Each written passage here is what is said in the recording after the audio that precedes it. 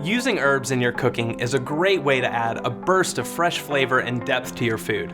I'm going to show you a few tips and tricks for getting the most out of your fresh herbs.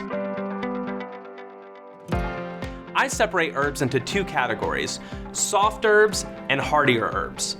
Soft herbs like parsley, mint, chive, cilantro, and basil are best added at the end of cooking.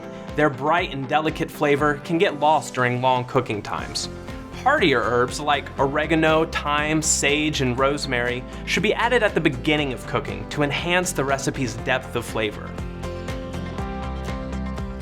Storing your herbs, whether homegrown or store-bought, is simple. Most herbs can be refrigerated.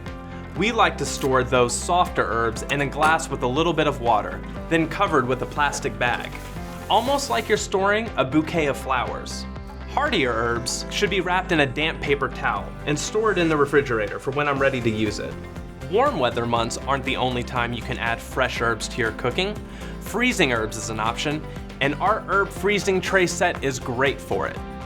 Freeze herbs for a minimum of 4 hours or until they're set. Once they're set, herb discs can remain in the tray or pop out and transfer to an airtight, freezer-safe container. You can add them to cooked foods like soups, stews, and sauces.